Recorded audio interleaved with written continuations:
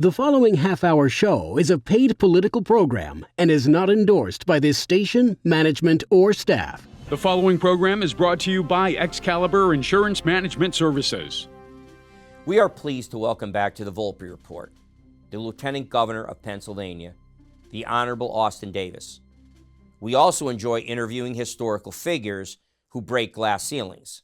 And Lieutenant Governor Davis is the youngest lieutenant governor in the country and the first black lieutenant governor in Pennsylvania history. And he was the youngest ever elected at age 33 to become lieutenant governor in Pennsylvania. I'd say that breaks a glass ceiling.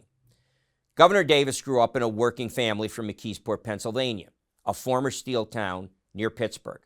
His mom was a hairdresser for more than 40 years, and his dad was a union bus driver. At age 16, believe it or not, he began his public service career when he started a youth advisory council with the mayor of McKeesport, as well as a youth gun violence prevention program at his high school. This was the result of a shooting near his home in his neighborhood that he unfortunately saw from too close a distance. And he saw what the results of gun violence can do when they come to your very doorstep. Governor Davis attended McKeesport Area High School, and he then went on to receive his Bachelor of Arts degree in political science from the University of Pittsburgh, becoming the first in his family to receive a bachelor's degree. He then joined the staff of a personal friend of mine, a numerous guest on this show, Allegheny County Executive Rich Fitzgerald. In 2018, Austin was elected to the House of Representatives, representing the Mon Valley. His meteoric rise culminated with his election to become the historic lieutenant governor in 2022. In addition to presiding over the Senate, he is the president of Senate by virtue of his position. Governor Davis chairs the Board of Pardons and is the chair of the Pennsylvania Emergency Management Council. And particularly relevant to today's show, he serves as a chair of the Pennsylvania Commission on Crimes and Delinquency. He is a resident of Allegheny County, and he and his wife Blair have a daughter.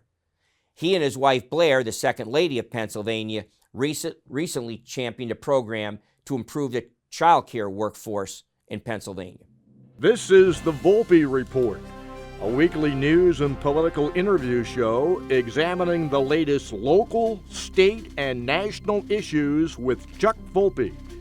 Insightful, informative, controversial.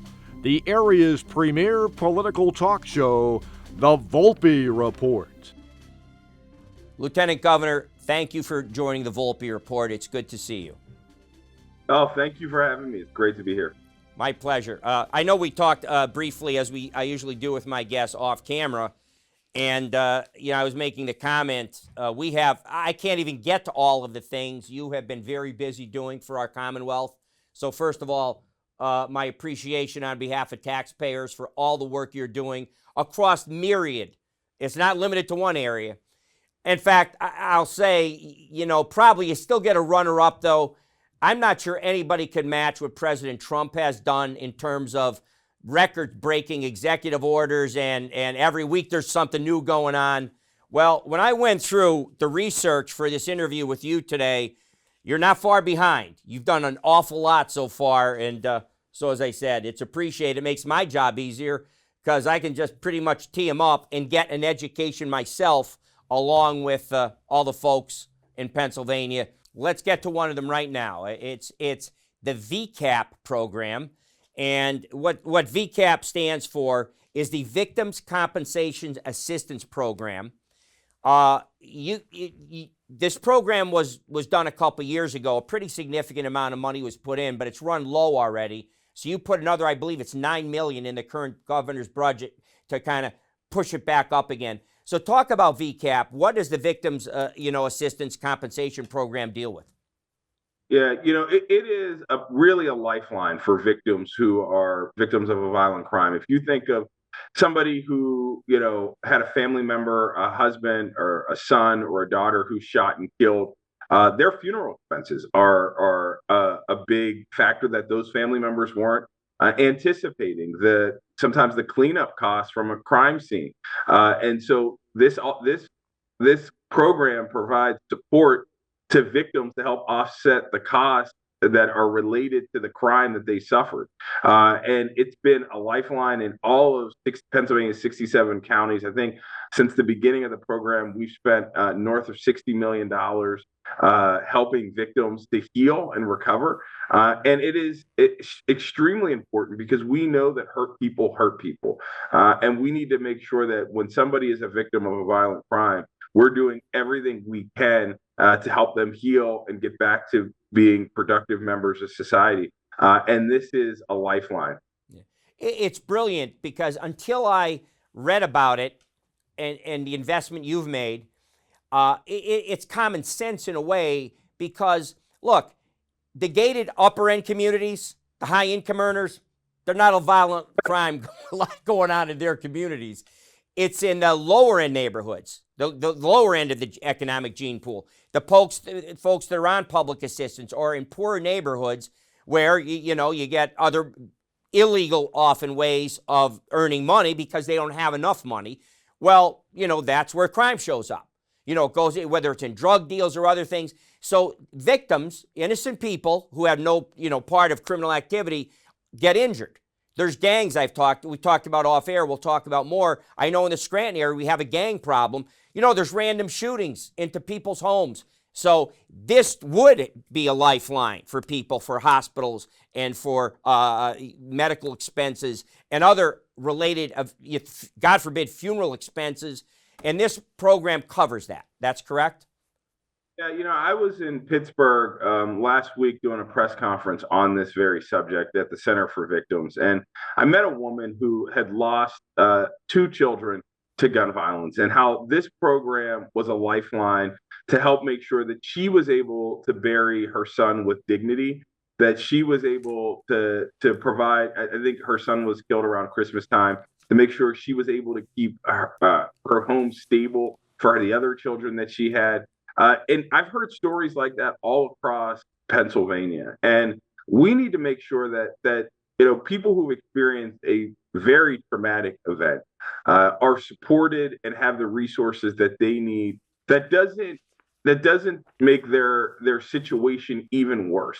I can't even imagine. I'm the father of a young daughter, and I can't imagine the pain that some of those parents have to go through.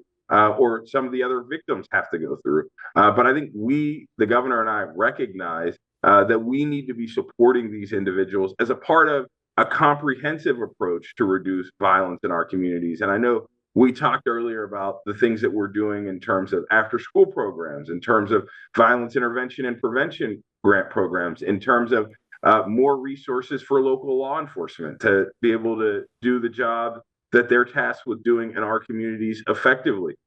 We've really taken a comprehensive approach, and I think what you've seen is violent crime has dropped 16% in Pennsylvania. That's greater than the national average, and I think that's in no small part to the investments that we've made in VCAP and all these other programs. And I think we have to continue. Now's not the time to take our foot off of the gas. We need to continue to make these investments to make Pennsylvania's communities safer.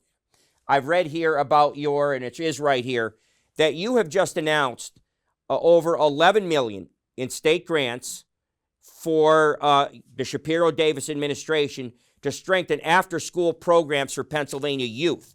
$11 million. So would you talk a little bit about that? Because look, like we talked about off camera, constructive after-school programs for kids to direct them and channel them into something that will help them grow and mature and stay safe. If you can do both of those things at the same time and keep them out of the gangs and stuff like that, because that's like a siren call that a lot of them hear. So, yeah, talk about that $11 million in that program. I grew up in McKeesport in southwestern Pennsylvania and spent a lot of time at the Boys and Girls Club there. It was really a safe space for me to play sports, but also to do my homework, to get help, to make sure that I had somewhere to go. I was one of those kids that both parents were working after school. I had to figure out either I was going to be at home or I was going to be at the Boys and Girls Club. And thank God that safe place was there for me. We need to make sure that every young person across Pennsylvania has access to a high quality after school program. The governor and I last year, for the first time ever, put $10 million in the state's budget for the building opportunity through out of school time, the Boost program, as we like to call it, to make sure that young people have safe places to go in their community that is helping them further their education, giving them recreational opportunities, and the ability to connect with mentors. This has been a wildly successful program. And to give you an example, when we opened the grant program, we had $10 million. We got over $65 million in funding requests for these dollars all across Pennsylvania. Clearly, communities are looking for programs like this, which is why in the upcoming budget, the governor and I have proposed doubling our initial investment in the Boost program to a little over $20 million to make sure that we can have more programs across Pennsylvania for our young people. I think this is an example of us investing in young people to keep them off the streets, to keep them out of trouble, but to also give them a nurturing, rich environment where they can flourish. Yeah, that it's wonderful.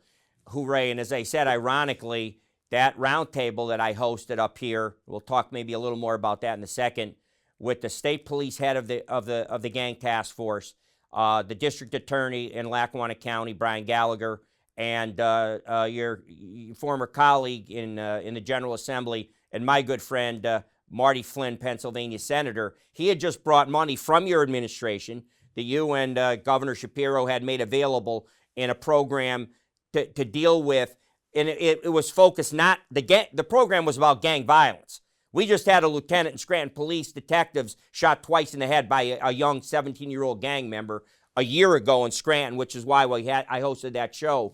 But the money, there was money for law enforcement, clearly, but a big chunk of it went to after-school programs and other things that you're talking about to keep these kids from getting into gang in the first place.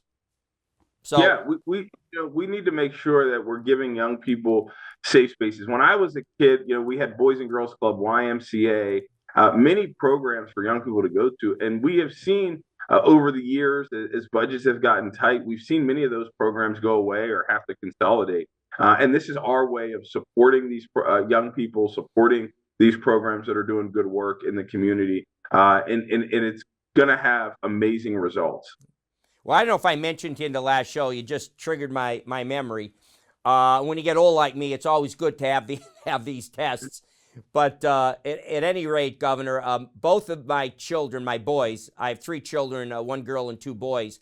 And you remember I was a resident of Pittsburgh for about 10 years. And when they were much younger, both of them played baseball, Farm League and Little League at the Shady Side Boys and Girls Club. So I could echo what you're describing. I mean, the Shady Side Boys and Girls Club in Pittsburgh is legendary. Yeah, I know. There are more elected officials and famous NFL and NBA players who have come out of the Shady Side Boys and Girls Club probably than any other Boys and Girls Club in the country. But it has created a great following. Just last week, I was at the Boys and Girls Club of Western Pennsylvania. They did their awards banquet, and they gave me their Alumni of the Year award. Congratulations. For my around Boost. But it's just everybody has that story of a safe place that they went that poured into them, and we need to make sure that young people continue to have those experiences, so they're not turning to crime or getting caught up in things that aren't productive for them or our society. And the governor and I both are parents to young children and understand the importance of it. And so we're going to continue to fight for these programs. And one of the things that I've recognized is that this has been a bipartisan effort. I worked with Senator Schlegel Culver, a Republican state senator, with Representatives Mike Schlossberg and Liz Fiedler, 2 Democrats in the House, to bring this program to fruition. And it's a great example of what can happen when we take off our red jerseys and our blue jerseys and put on the Pennsylvania jersey, and we all work together for the common good of our great Commonwealth. Well, I'd like to think in a small way, Governor, that we're doing that right now. I was a Democrat for 45 years. I ran for governor of Pennsylvania myself in the 90s as a Democrat. I hope we're showing as an example there can be collegiality and respect for, I may disagree with you on some issues, but you're a hell of a public servant. I knew you from way back when. Your job has been to help people, which is what public service is all about. And I'm willing to bet, I like to say I was a John F. Kennedy Democrat. I'm willing to say that we agree on a lot more stuff than we probably disagree on. But I come from an era, because I said I'm old, when you could even strongly disagree in chambers and then go have a beer and dinner across the street. As I said, we're showing, I hope, how people talk about all the important things you do and not the few things that we disagree about, hopefully, going forward. Yeah, I think people want government leaders to get results for them and their families, right?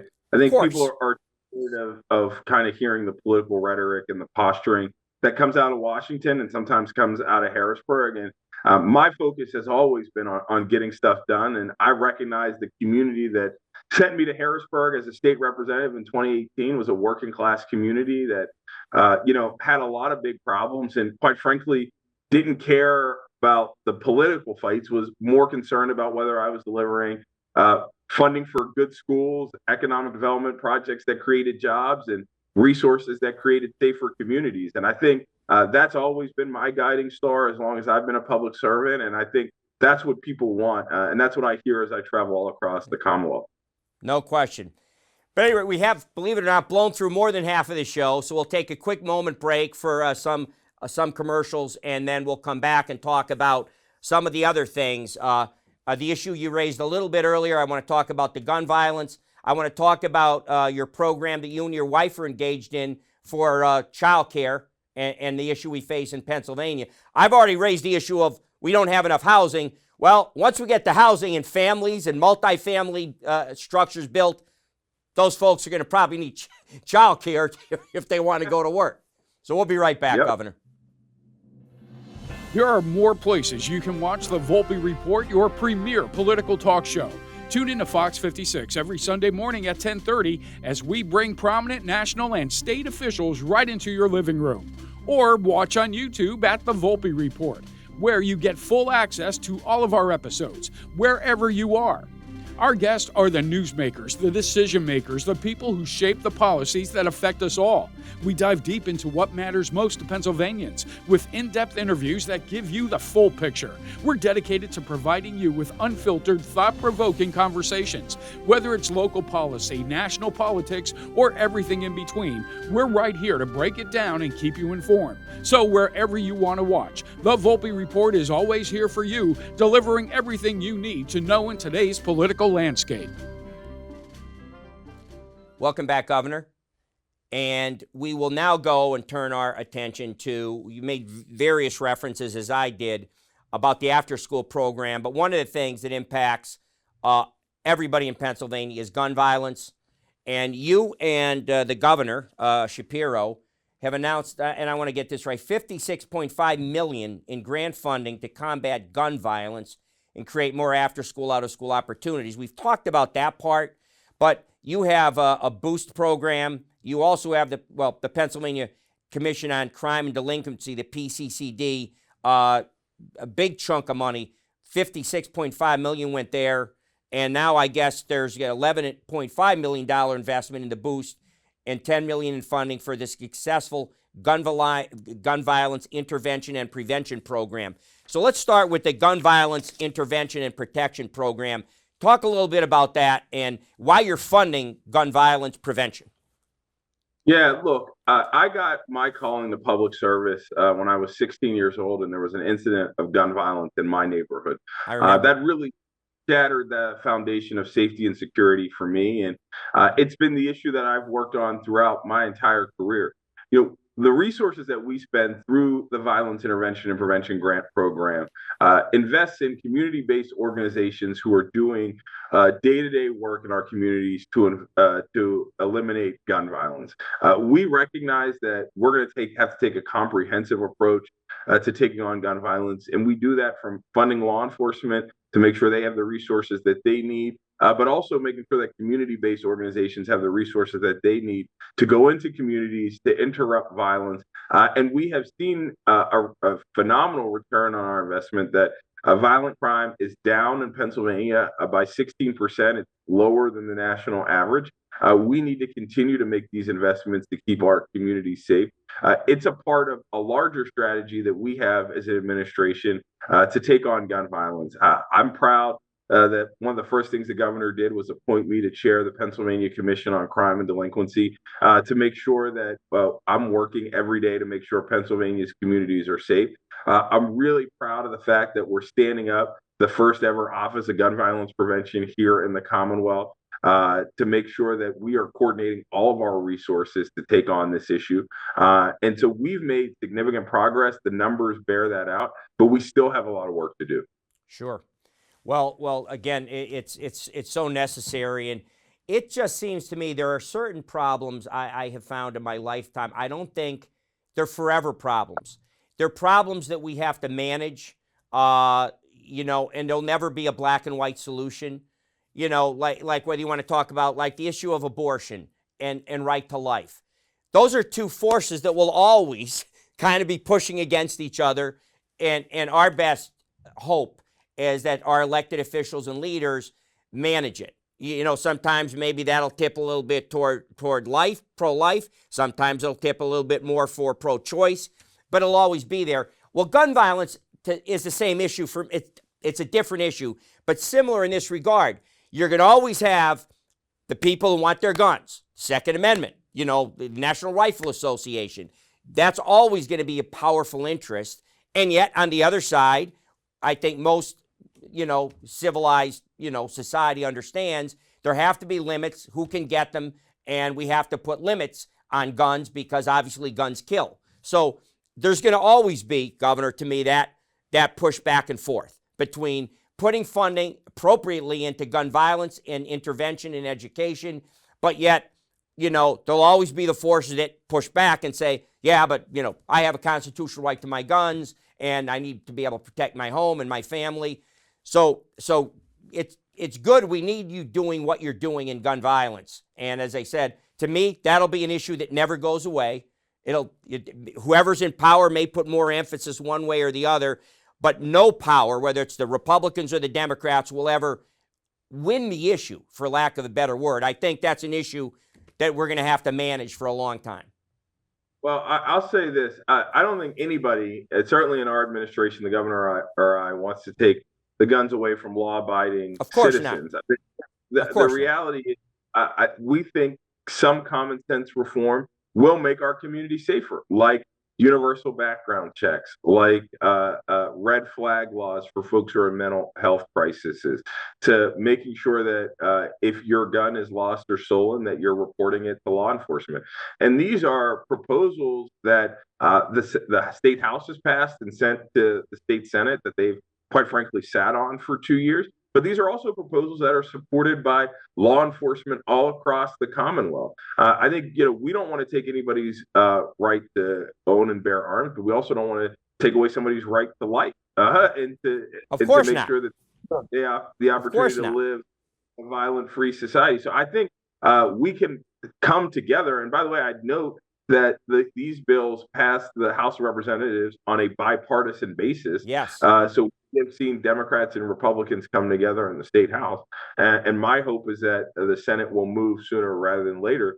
But one of the things that I have as an elected official, and I think any responsibility any elected official has, is to make sure our constituents are safe. And I think everything that we are doing is taking a comprehensive approach to making sure Pennsylvania's communities are safer. Agreed, Governor. And it the narrative, that's what I'm saying.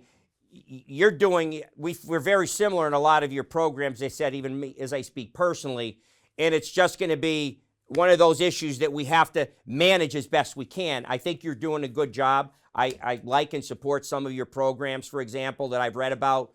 These issues are not going away. I applaud you for your efforts.